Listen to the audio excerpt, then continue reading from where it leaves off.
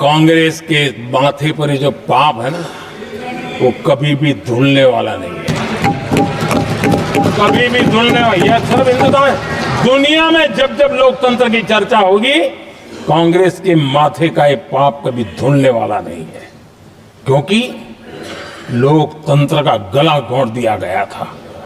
भारत के संविधान निर्माताओं की तपस्या को मिट्टी में मिलाने की कोशिश की गई थी। आदरणीय सभापति जी, जब 50 साल हुए तब क्या भुला दिया गया था? जी नहीं, अटल बिहारी वाजपेयी जी की सरकार थी और 26 नवंबर को 2000 देश भर में संविधान का 50वां वर्ष मनाया गया था। अटल बिहारी वाजपेयी जी ने प्रधानमंत्री के नाते राष्ट्र को एक विशेष संदेश दिया था।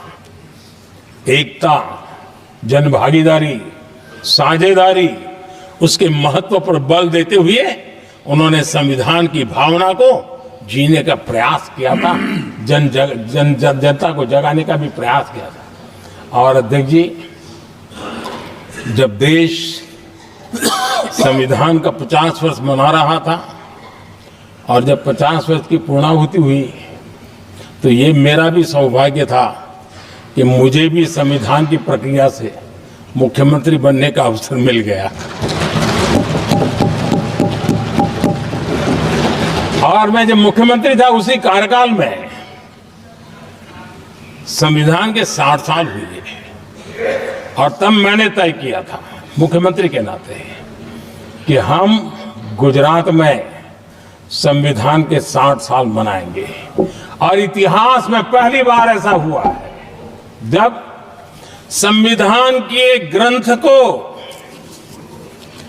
हाथी पर बनाई हुई अंबाड़ी में रखा गया, उस विशेष व्यवस्था में रखा गया।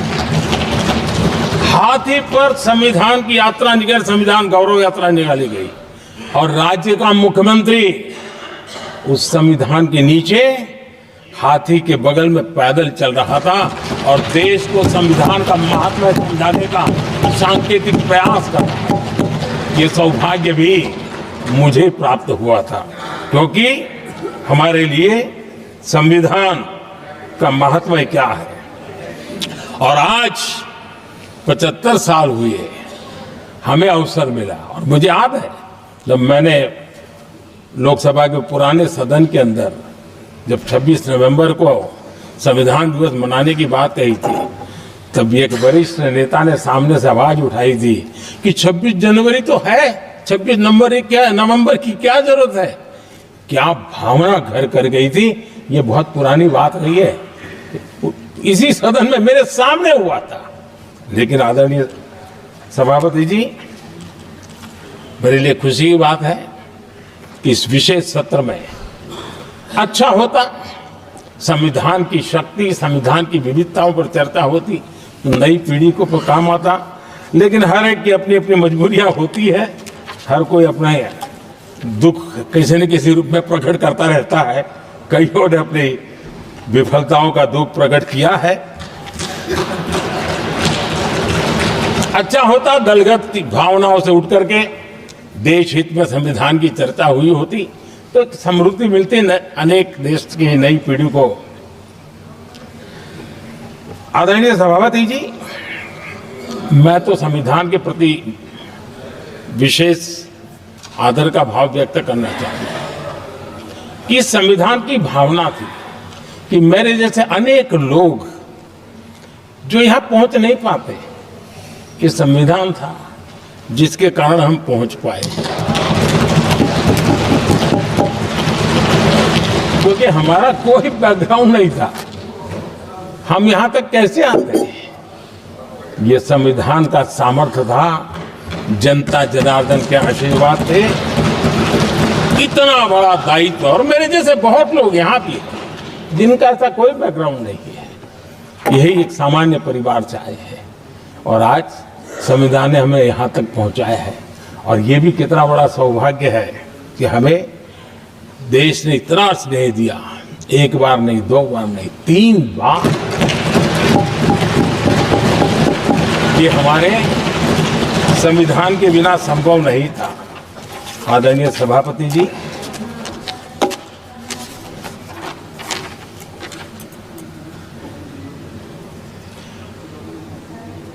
उतार चढ़ाव तो आए, कठिनाइयां भी आई, रुकावटें भी आई, लेकिन मैं फिर एक बार देश की जनता को नमन करता हूं कि देश की जनता पूरी ताकत के साथ संविधान के साथ खड़ी रही।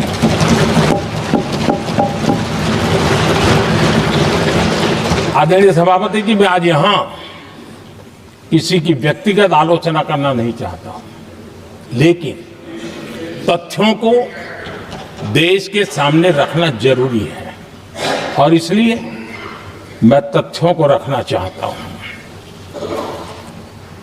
कांग्रेस के एक परिवार ने संविधान को चोट पहुंचाने में कोई कोर कसर नहीं छोड़ी है।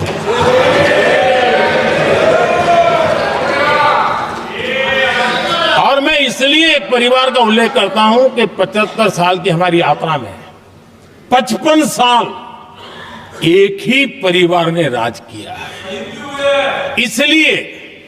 इसलिए देश को क्या क्या हुआ है ये जानने का अधिकार है और इस परिवार के कुविचार, कुरीति, कुनीति, इसकी परंपरा निरंतर चल रही है। हर स्तर पर इस परिवार ने संविधान को चुनौती दी। आदरणीय सभापति जी, 1947 टू 1952 इस देश में इलेक्टेड गवर्नमेंट नहीं थी। एक अस्थाई व्यवस्था थी, एक सिलेक्टेड सरकार थी और चुनाव नहीं हुए थे और जब तक चुनाव न हो तब तक एक इंटरिम व्यवस्था के रूप में कोई खाका खड़ा करना चाहिए, किया गया था। 1952 के पहले राज्यसभा का भी गठन नहीं हुआ था, राज्यों में भी कोई चुनाव नहीं थे, जनता का कोई आदेश नहीं था। उसके बावजूद भी और अभी तो संविधान निर्माताओं ने इतना मंथन करके संविधान बनाया था। 1951 में जबकि चुनी हुई सरकार नहीं थी, उन्होंने ऑर्डिनेंस करके संविधान को बदला और किया क्या? अभिव्यक्ति की आजादी पर हमला कर दिया गया।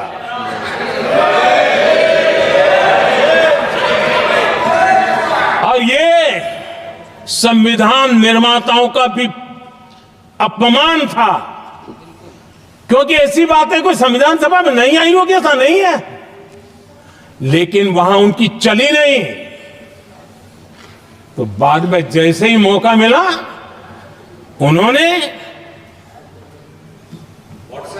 अभिव्यक्ति की आजादी को उस पर उन्होंने हथौड़ा मार दिया। और ये संविधान निर्माताओं का घोर अपमान है।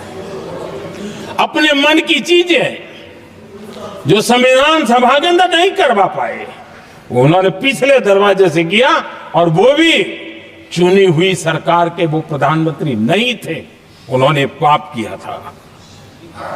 इतना ही नहीं, आदरणीय सभापति जी, उसी दौरान उस समय के प्रधानमंत्री पंडित नेहरू जी ने मुख्यमंत्रियों को एक चिट्ठी लिखी थी। उस चिट्ठी में उन्होंने लिखा था, नेहरू जी लिखते हैं, अगर संविधान हमारे, आगे नेहरू जी लिखते हैं, अगर संविधान हमारे रास्ते के बीच में आ जाए, ये नेहरू जी लिख रहे हैं, अगर संविधान हमारे रास्ते के बीच में आ जाए, आगे नेहरू जी कह रहे हैं, तो हर हाल में संविधान में परिवर्तन करना चाहिए। ये नेहरू जी ने मुख्यमंत्रियों को चिट्ठी लिखी।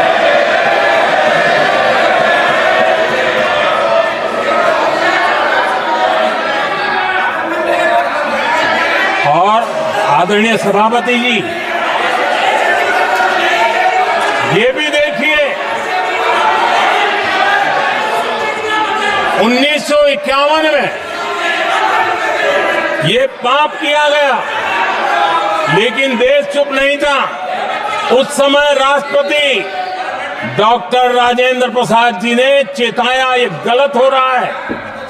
उस समय स्पीकर पद पर बैठे हुए हमारे स्पीकर महोदय ने भी पंडित जी को कहा, गलत कर रहे हो।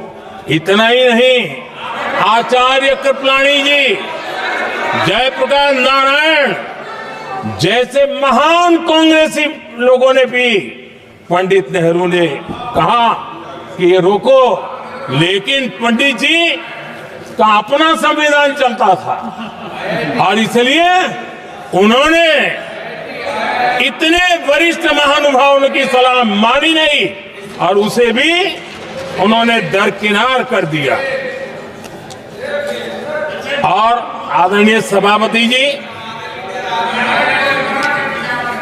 ये संविधान संशोधन करने का ऐसा खून कांग्रेस के मुंह लग गया कि समय समय पर वो संविधान का शिकार करती रही। ये खून मुंह पे लग गया। इतना ही नहीं, संविधान के स्पिरिट को लहू लहान करती रही। आदरणीय सभापति जी, करीब 6 दशक में 75 बार संविधान बदला गया। आदरणीय सभापति जी,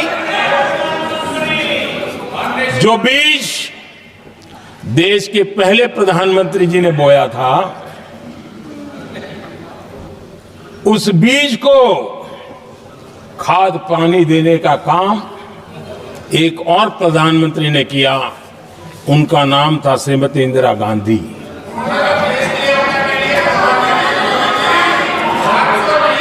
जो पाप पहले प्रधानमंत्री करके गए और जो खून लग गया था 1971 में, सुप्रीम कोर्ट का एक फैसला आया था। उस सुप्रीम कोर्ट के फैसले को संविधान बदल करके पलट दिया गया और 71 में यह संविधान संशोधन किया गया था। और क्या था, उन्होंने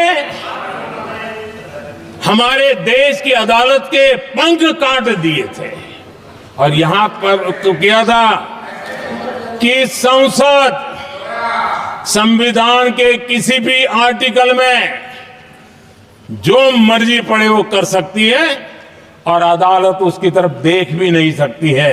अदालत के सारे अधिकारों को छीन लिया गया था।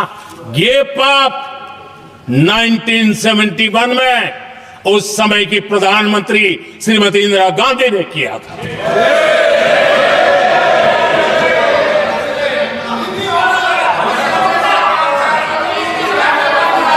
और इस परिवर्तन ने इंदिरा जी की सरकार को मौलिक अधिकारों को छीनने का और न्यायपालिका पर नियंत्रण करने का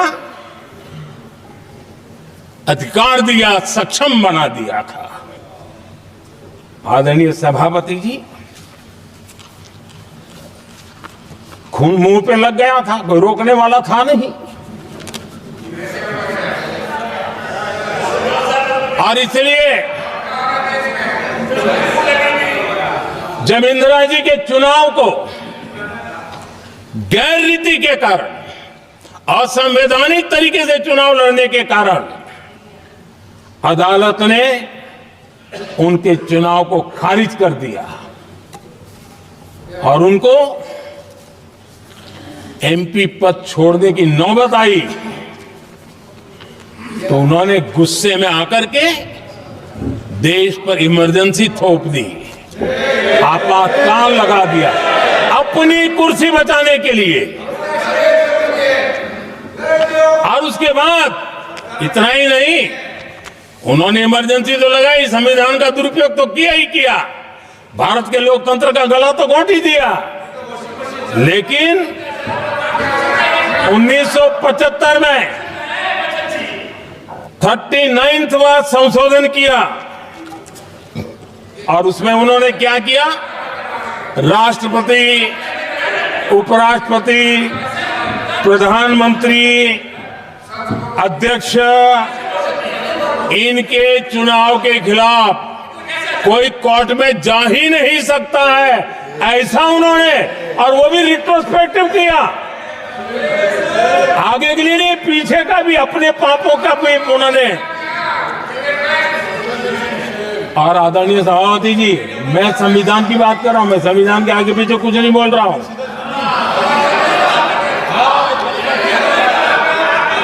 आदरणीय सभापति जी,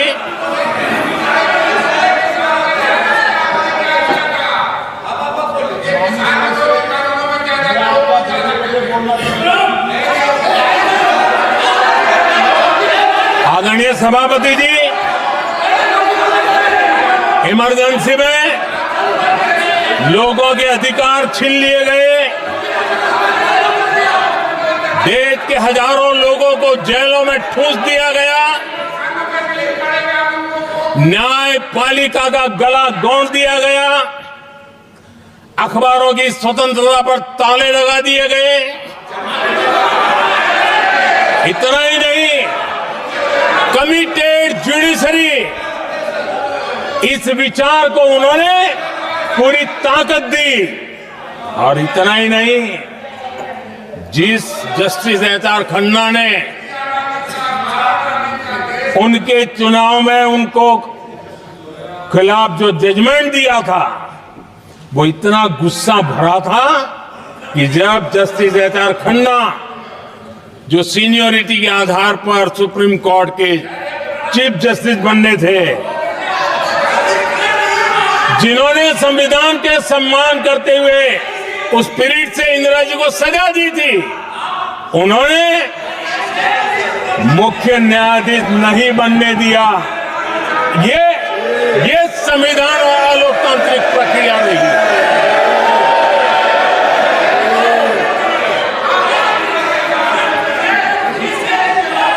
आदरणीय सभापति जी,